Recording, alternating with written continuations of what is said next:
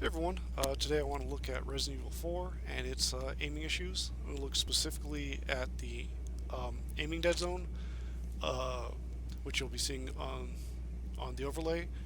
As far as the camera, um, it's 80%. It's an 80% square, so you can, while there's not an overlay for it, you can get a feel for it. Just me pointing it out here. 80% is a ridiculous dead zone. For something like this, it's not too bad since there's no like granularity in it.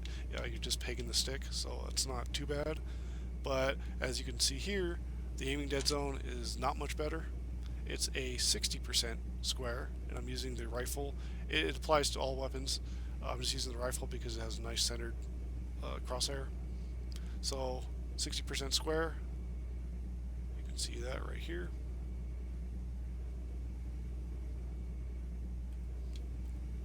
And 60% is still super ridiculous. You can see just how much stick movement I can make without anything occurring in-game. And with square dead zones having the side effect of restricting diagonal movement and that amount scaling with the dead zone size, you can just see how much restricted diagonal movement there is. I'm making these huge bobbing motions, but I'm moving perfectly left. I can point at a very obvious angle, still move perfectly left, and now perfectly up. Perfectly left, let me move that down a little bit, perfectly right, and perfectly down. It isn't until you break into these green regions where you start seeing diagonal movement occur. Now, with a dead zone this large, you have extremely limited diagonal movement. Just these little pie slices right here.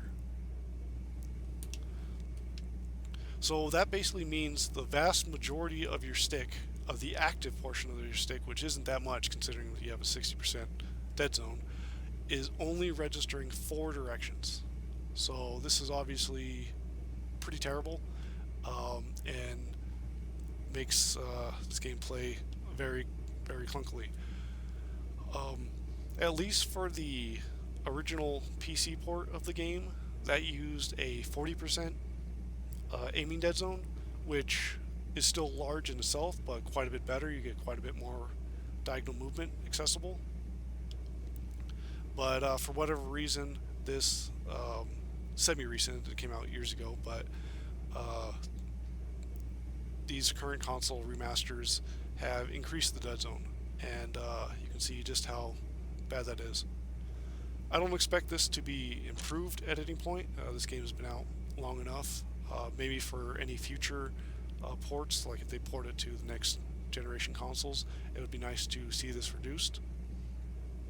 But specifically, if this game ever gets a remake like Resident Evil 2 has gotten and Resident Evil 3 have gotten, hopefully we'll see improvements there. We have already seen with Resident Evil 2 it using a 30% circular dead zone with full diagonal movement.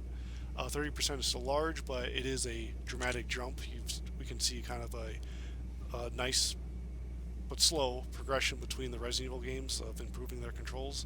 So hopefully, if there is a Resident Evil 4 remake, we'll see better qualities. But currently, what we have here is quite bad. 60% square dead zone is no good. And something I always want to point out is Resident Evil 4 is one of those games that was on the Wii and had motion controls, and that was an example for how much better motion controls are to stick controls. And regardless of your preference, I feel that, you know, a giant square dead zone might just affect the stick side of that argument just a little bit. Anyway, that about covers it. Thanks for watching, and have a good rest of your day.